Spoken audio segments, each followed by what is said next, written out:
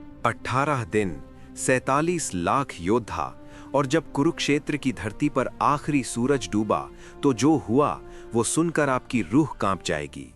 ये अब रणभूमि नहीं रही, ये अब शमशान है। टूटे रथ, बिखरी ढालें, कटे तीर और फटी हुई युद्ध पताकाएं, जिधर नजर जाओ बस तबाही ही तबाही। 17 दिनों ने इस मैदान को नरक बना दिया। और इस तबाही के बीच खड़े हैं भगवान श्री कृष्ण। उनके चेहरे पर वही चिर परिचित शांति है, लेकिन आज उनकी आंखों में कुछ और है, एक गहरी उदासी, जैसे वो जानते हैं सबसे भयानक अध्याय अभी बाकी है।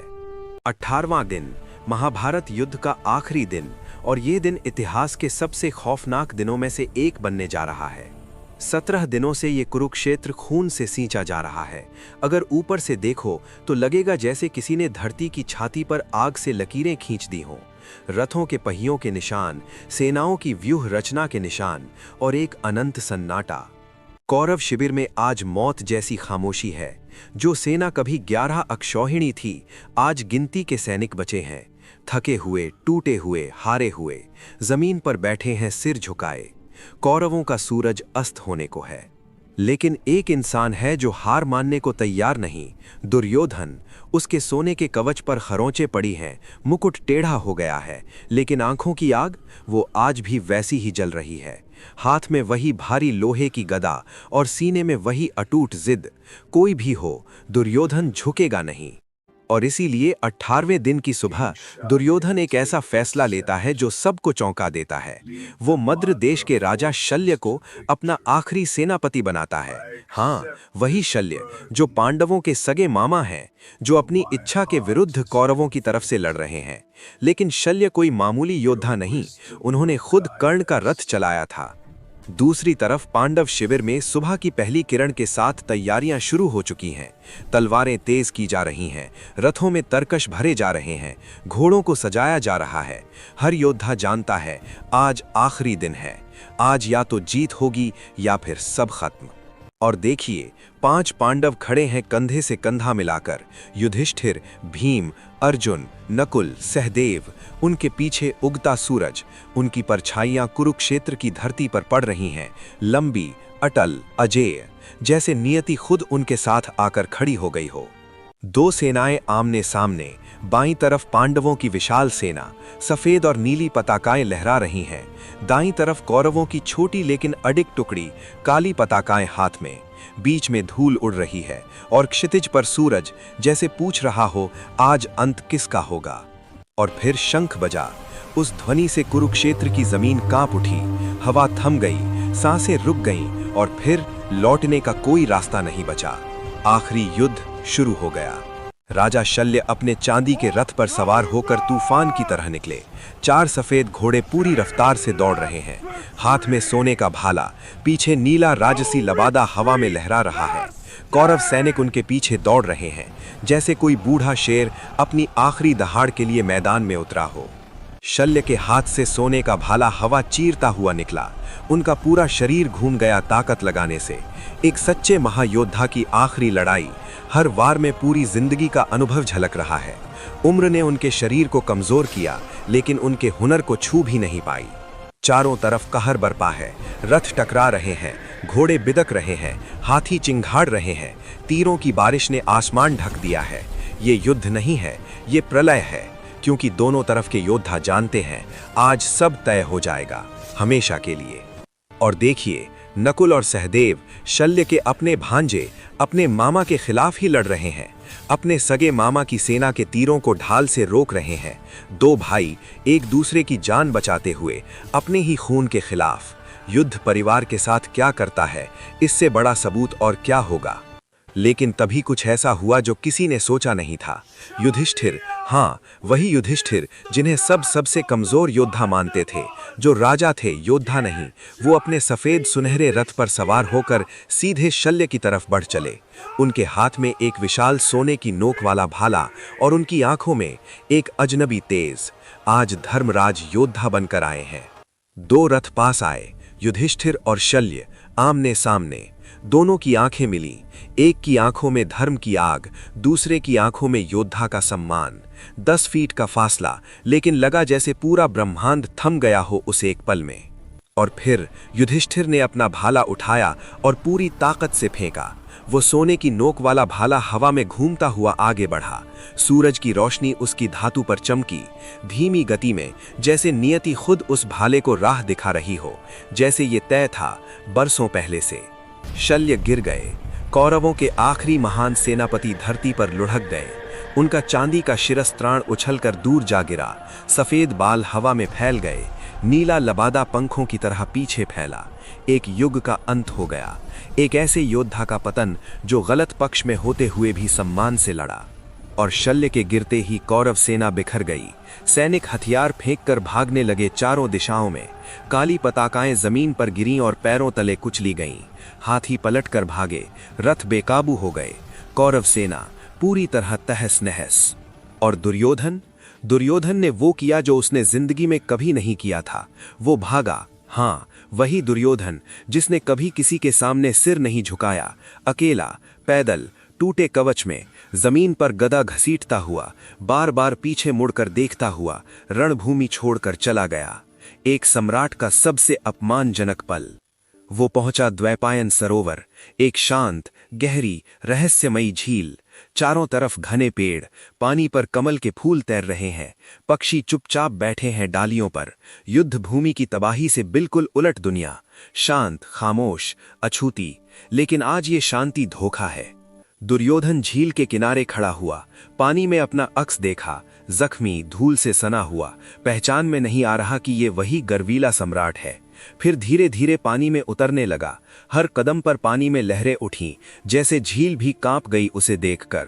दुर्योधन को जल स्तंभन विद्या आती थी, पानी के अंदर बिना सांस लिए जीवित रहने की अलौकिक शक्ति।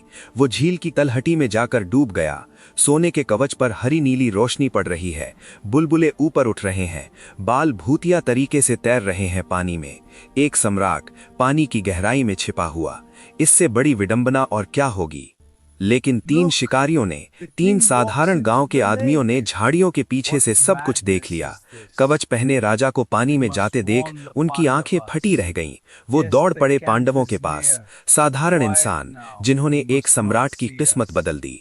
इतिहास कभी कभी आम लोगों के हाथों लिखा जाता है। 5 पांडव अपने रथों पर सवार होकर द्वैपायन सरोवर पहुंचे। पीछे धूल का बादल उठ रहा है। कृष्ण अर्जुन के रथ पर खड़े हैं, शांत, सब जानने वाली नजरों से तालाब को देख रहे हैं। पानी की सतह पर उनकी परछाइयां दिख रही हैं। शिकार करने वाले अपने शिकार तक पहुंच गए हैं। युधिष्ठिर झील के किनारे खड़े होकर दुर्योधन को ललकारते हैं। उनकी आवाज पानी की सतह पर गूंजती है। और तभी शांत पानी में हलचल होती है, लहरें उठती हैं। दुर्योधन की आवाज आती है पानी के नीचे से, मैं तुम 5 से एक एक करके गदा युद्ध करूंगा। जो भी सामने आए उसका सामना करूंगा। पानी के नीचे से भी दुर्योधन की जिद वैसी ही है। और फिर दुर्योधन पानी से बाहर निकला। धीरे धीरे पानी बह रहा है उसके सोने के कवच से। भीगे बाल चिपके हुए हैं चेहरे पर, और हाथ में वही भयानक लोहे की गदा आसमान की तरफ उठी हुई। डूबते सूरज की रोशनी में पानी की बूंदें सोने की तरह चमक रही हैं उसके चारों तरफ। एक गिरे हुए सम्राट का पुनरुत्थान, डरावना और महाकाव्यिक। गदा युद्ध का अखाड़ा बन गया झील के पास का एक समतल मैदान। एक तरफ 5 पांडव और कृष्ण, दूसरी तरफ अकेला दुर्योधन, बीच में खाली गोल मैदान। डूबते सूर्य की गहरी नारंगी रोशनी ने सब कुछ रंग दिया है। लंबी लंबी परछाइयां जमीन पर पड़ रही हैं। ये कोई मामूली द्वंद्व नहीं, ये युगों का हिसाब है। भीम और दुर्योधन आमने सामने, दोनों के हाथों में विशाल लोहे की गदा। भीम विशालकाय, जंगली बालों वाला, सांड की तरह भारी सांसें ले रहा है। दुर्योधन भीगे सोने के कवच में, जलती आंखों में ठंडा हिसाबी गुस्सा। दोनों की मुट्ठियां सफेद पड़ गई हैं गदा के हत्थे पर। जिंदगी भर की दुश्मनी एक पल में सिमट आई है। दोनों एक दूसरे की तरफ दौड़े।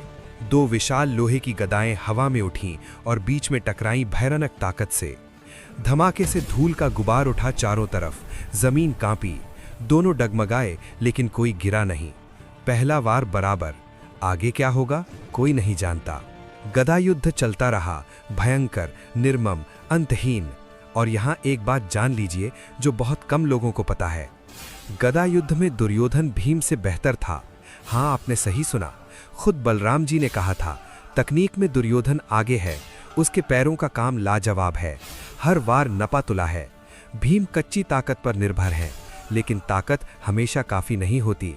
गधा पर गदा टकरा रही है, चिंगारियां उड़ रही हैं, और ठीक तभी कृष्ण ने अर्जुन की तरफ देखा। उनकी आंखों में वही गहरी शांत गणना, और फिर बहुत हल्के से, बहुत धीरे से उन्होंने अपनी दाहिनी जांघ पर 2 बार हाथ मारा। एक छोटा सा इशारा, इतना सूक्ष्म कि कोई ध्यान भी न दे, लेकिन इसी इशारे ने सब कुछ बदल दिया। अर्जुन ने देखा, उनकी आंखें हल्की सी चौड़ी हुई, समझ गए। उन्होंने भीम की तरफ देखा और अपनी जांघ पर हाथ मारा। भीम की नज़र लड़ाई के बीच में ही उस इशारे पर पड़ी। एक पल के लिए पहचान की चमक, और भीम समझ गया क्या करना है। बिना एक शब्द बोले 3 लोगों के बीच एक खामोश षड्यंत्र रचा गया। भीम दहाड़ा, पूरी ताकत से उसकी विशाल लोहे की गदा घूमी नीचे की तरफ और सीधी दुर्योधन की जांघों पर जा लगी भयानक वेग से। दुर्योधन की आंखें फटी रह गईं। ये तो नियम के खिलाफ है, गदा युद्ध में कमर से नीचे वार करना वर्जित है। लेकिन तब तक बहुत देर हो चुकी थी। दुर्योधन जमीन पर गिर पड़ा, उसकी दोनों जांघों की हड्डियां टूट गईं, सोने का कवच धूल में सन गया। लेकिन, और यही दुर्योधन को दुर्योधन बनाता है, उसने कोहनी के बल उठकर बैठने की कोशिश की, पूरी तरह लेटने से इनकार कर दिया। उसकी आंखों में अभी भी वही आग, हार में भी अदम्य। क्षितिज पर सूरज की आखिरी लाल किरण डूब रही है, एक युग का सूर्यास्त। बलराम जी गुस्से में आ गए, भीम पर हल उठा लिया, लेकिन कृष्ण ने रोका और कहा, जिसने द्रौपदी को जांघ पर बैठने का इशारा किया था, उसकी जांघ टूटनी तय थी। ये अधर्म नहीं, कर्मों का फल है। रात उतरी कुरुक्षेत्र पर। पांडव शिविर में जीत के दिए जल रहे हैं, तंबुओं के अंदर से परछाइयां दिख रही हैं। योद्धा एक दूसरे को गले लगा रहे हैं, बाहर अलाव जल रहे हैं। हनुमान जी की पताका तारों भरे आसमान में लहरा रही है। सब कुछ शांत है, सुरक्षित है, खुशनुमा है। लेकिन अंधेरा, अंधेरा जैसे जिंदा है, जैसे इंतजार कर रहा है। क्योंकि उस अंधेरे में छिपा है अश्वत्थामा, द्रोणाचार्य का बेटा, जिसके पिता को छल से गिराया गया था। उसकी आंखें लाल हैं, गुस्से और दुख से पागल। माथे पर एक लाल मणि जगमगा रही है, अशुभ रोशनी में। वो रोशनी उसके चेहरे पर लाल परछाइयां डाल रही है। पीछे 2 और अंधेरी आकृतियां, कृपाचार्य और कृतवर्मा। 3 लोग, कौरव पक्ष में बचे आखिरी 3। पांडव शिविर में एक एक करके दिए बुझ रहे हैं। पहरेदार अपने भालों के सहारे ऊँघ रहे हैं। शिविर अंधेरे और सन्नाटे में डूब रहा है, सिर्फ झींगुरों की आवाज और कभी कभी घोड़ों की हलचल। तारों भरे आसमान के नीचे सुकून से सोए हुए हैं जीते हुए वीर, लेकिन ये सुकून भयानक रूप से धोखेबाज है। अश्वत्थामा घुस गया सोए हुए शिविर में, परछाई की तरह बेआवाज चलता हुआ, तंबुओं के बीच से गुजरता हुआ। माथे की मणि की हल्की लाल रोशनी इकलौती रोशनी है। सोए हुए सैनिकों के ऊपर से गुजर रहा है, कोई नहीं जाग रहा। हाथ में काले लोहे की तलवार, चांद की रोशनी में हल्की चमक। एक शिकारी अपने शिकार की तरफ बढ़ रहा है। तंबू के बाहर से दिखाई दे रही है अश्वत्थामा की परछाई, सफेद कपड़े पर काली आकृति। माथे की मणि की लाल रोशनी अंदर से फैल रही है। परछाई में दिख रहा है तलवार उठाया हुआ हाथ। बाहर चांदनी रात में खामोश शिविर, और अंदर वो हो रहा है जो 18 दिन के युद्ध में भी नहीं हुआ। सोए हुए, निहत्थे, बेसहारा इंसानों के साथ रात के अंधेरे में अश्वत्थामा तंबू से बाहर आया। उसके चेहरे पर अब गुस्सा नहीं, एक खालीपन है, एक सुन्न, ठंडी, हैरत भरी नजर, जैसे वो खुद विश्वास नहीं कर पा रहा उसने क्या कर डाला। उसके काले कवच पर निशान पड़ गए हैं। माथे की मणि बेतरतीब ढंग से जल बुझ रही है, आंखों से आंसू बह रहे हैं। एक राक्षस जिसने अपनी राक्षसता खुद पहचान ली है। सुबह हुई, और सुबह की पहली रोशनी ने जो दिखाया वो कुरुक्षेत्र के 18 दिनों से भी ज्यादा दिल तोड़ने वाला था। द्रौपदी जमीन पर घुटनों के बल बैठी है, उनकी लाल साड़ी सिलवटों में है। वो खूबसूरत काले बाल जो हमेशा सवारे रहते थे, आज जमीन पर बिखरे पड़े हैं, उलझे, छिन्न भिन्न। उनका चेहरा आसमान की तरफ है, आंखें बंद, मुंह खुला एक बेआवाज चीख में। जिस द्रौपदी के सम्मान के लिए ये पूरा युद्ध लड़ा गया, उसी द्रौपदी ने आज सब कुछ खो दिया। 5 बेटे एक साथ, एक रात में। पीछे 5 पांडव खड़े हैं, पत्थर की मूर्तियों की तरह। युधिष्ठिर ने हाथों से चेहरा ढक लिया है। भीम की विशाल मुट्ठियां कांप रही हैं। अर्जुन की आंखें खाली हैं। जीत मिली, लेकिन किस कीमत पर? अर्जुन रथ पर चढ़ा, आंखों में बर्फीली प्रतिशोध की आग, हाथ में गांडीव धनुष, अलौकिक चांदी की रोशनी में चमक रहा है। कृष्ण ने लगाम थामी, सफेद घोड़े पूरी रफ्तार से भागे। अर्जुन खड़ा है दौड़ते रथ पर, जैसे प्रतिशोध का देवदूत। अश्वत्थामा को ढूंढना है और ढूंढ कर रहेंगे। टकराव हुआ। अश्वत्थामा एक पथरीली नदी के किनारे घिरा खड़ा है, पीठ पीछे तेज बहता पानी। उसके हाथ से ब्रह्मास्त्र निकला, एक विशाल घूमता हुआ सुनहरा सफेद दिव्य ऊर्जा का स्तंभ आसमान की तरफ उठ रहा है। सामने अर्जुन भी जवाबी अस्त्र तैयार कर रहा है। चांदी नीली दिव्य ऊर्जा उसके धनुष के चारों तरफ इकट्ठा हो रही है। कृष्ण बीच में हाथ उठाकर खड़े हैं। रुको। आसमान दो हिस्सों में बंट गया, एक तरफ सोने की, दूसरी तरफ चांदी की रोशनी। अगर दोनों अस्त्र टकराए तो सृष्टि खत्म हो जाएगी। कृष्ण का हाथ बढ़ा अश्वत्थामा के माथे की तरफ। वो लाल मणि जो जन्म से उसके माथे में जड़ी थी, कृष्ण के हाथ में लाल रोशनी की चमक के साथ आ गई। अश्वत्थामा दर्द से चीख उठा, माथे से खून बहने लगा। कृष्ण के नीले हाथ में वो मणि अंधेरी लाल रोशनी में धड़क रही है। शक्ति छीन ली गई। और फिर अश्वत्थामा को श्राप मिला। उसका कवच सड़कर गिरने लगा। त्वचा पर घाव उभर आए जो कभी नहीं भरेंगे। आंखें खाली हो गईं, पीड़ा से भरी। एक भूतिया नीली रोशनी ने उसे घेर लिया। पीछे अनंत सुनसान बंजर जमीन। हजारों साल भटकेगा, अकेला, जख्मी, बिना मौत के। ये है बदले की कीमत। युद्ध के कुछ दिन बाद कुरुक्षेत्र।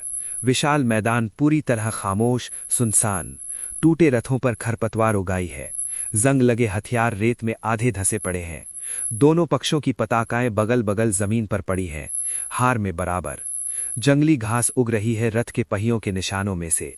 प्रकृति लौट रही है, इंसानों की तबाही को मिटा रही है धीरे धीरे। 18 दिन में 47 लाख प्राण गए और बचे सिर्फ 10 लोग। 10। युधिष्ठिर बैठे हैं हस्तिनापुर के सिंहासन पर। विशाल खंभों वाला राज दरबार पूरी तरह खाली। कोई मंत्री नहीं, कोई सभासद नहीं, कोई परिवार नहीं। खिड़कियों से आती धूल के किरणों में धूल के कण तैर रहे हैं। उनका सफेद सुनहरा राजसी वस्त्र बेदाग है, सिर पर सोने का मुकुट, लेकिन चेहरे पर कोई खुशी नहीं, बस एक अथाह अनंत खालीपन। उनकी आंखें कहीं नहीं देख रहीं। एक आंसू गिरा दाहिने गाल पर। राज्य मिला, लेकिन किसका राज्य? खाली महलों का, विधवाओं के आंसुओं का, अनाथ बच्चों की चीखों का। महाभारत हमें बस एक बात सिखाता है, युद्ध में कोई नहीं जीतता। हर जीत के पीछे एक हार छिपी होती है। और अहंकार, ईर्ष्या और बदले की आग अगर वक्त रहते न बुझाओ तो वो सब जला देती है, सब कुछ। धर्मो रक्षति रक्षितः।